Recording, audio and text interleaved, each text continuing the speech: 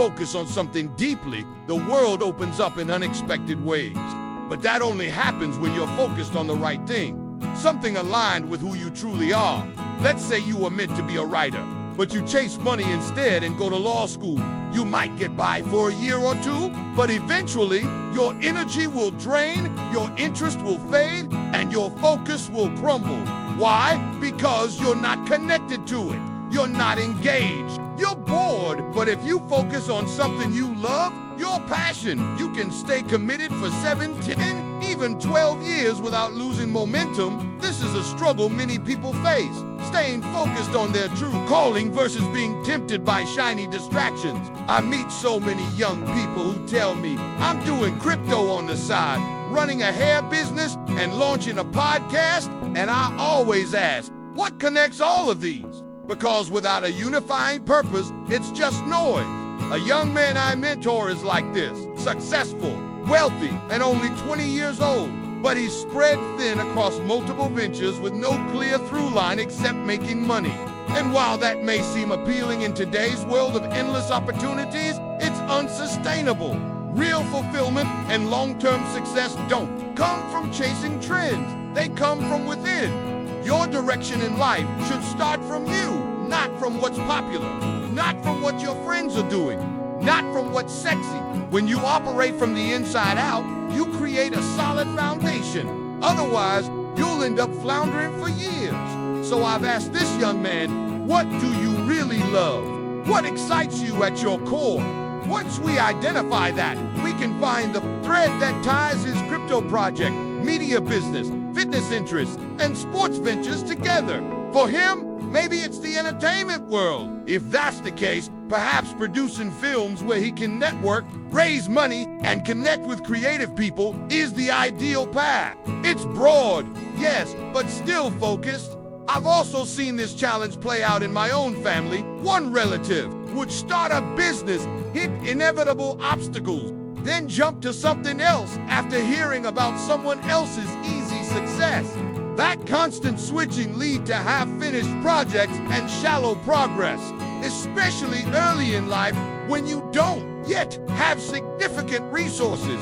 Your focus is your most valuable asset. It's how you build leverage. I remember emailing one of my earliest investors with a new idea, separate from the business he backed. I was 18. He wrote back with a brutally honest reply, if you don't focus on one thing, you'll never succeed.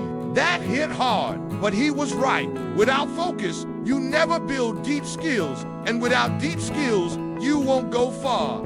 Years later, while working at American Apparel, a mentor warned us, don't let the founder expand the brand too widely. Keep it focused. That advice was gold, and it's a lesson many wise people know, even if it takes time to fully understand it. Another trap, envy.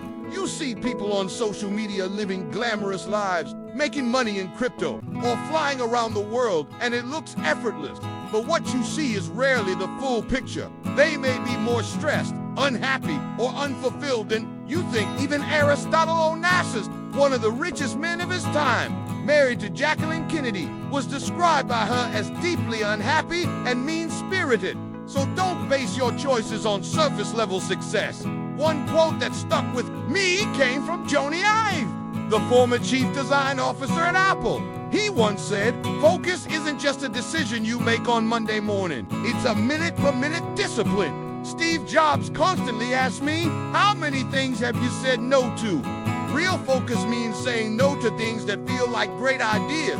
Ideas you're excited about because they distract from your one thing. That level of discipline is rare, but it's essential. As for me, I'm working on a book right now. I get constant invitations to speak, to collaborate, to travel, but I'm never really tempted. Why? Because I love writing. But even then, focus is still a struggle. If I stray from the core message of the chapter, even slightly, it all falls apart. I've learned to pull back, to realign, to get deep into the fine details of what I'm really trying to say. Focus requires energy, and it comes from loving your craft.